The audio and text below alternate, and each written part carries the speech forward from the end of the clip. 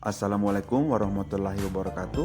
Saya Hardiansyah, peserta Latsar CPNS gelombang 5 angkatan 15 tahun 2022. Saya berasal dari instansi pemerintah Kabupaten Mamasa, Dinas Pertanian Kabupaten Mamasa, BPP Kecamatan Mamasa. Saat ini saya akan menjelaskan tentang penerapan sistem merit dalam sistem pemerintahan di Indonesia dan kemudian pada sistem pemerintahan di daerah tempat kerja saya, yaitu di Kabupaten Mamasa.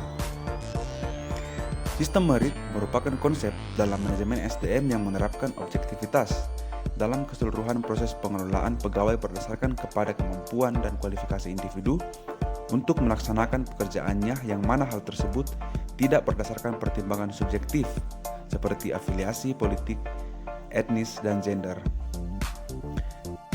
Dalam sistem pemerintahan Indonesia, penerapan sistem merit telah dilakukan sejak tahun 2014 setelah Undang-Undang Nomor 5 Tahun 2014 tentang Aparatur Sipil Negara atau ASN ditetapkan.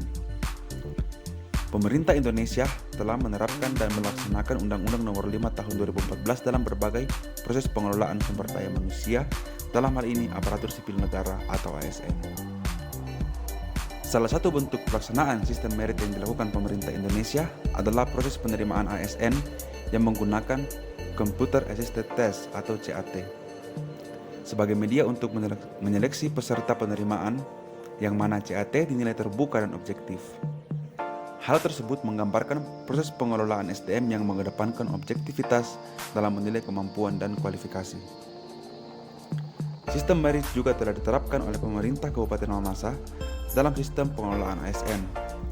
Berbagai agenda penerimaan dan manajemen pegawai yang dilakukan oleh pemerintah Kabupaten Mamasa telah berdasarkan pada objektivitas dan kualifikasi individu dari SDM yang dimiliki.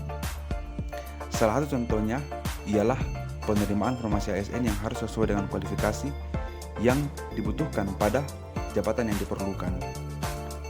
Hal ini telah dilaksanakan dalam beberapa proses penerimaan.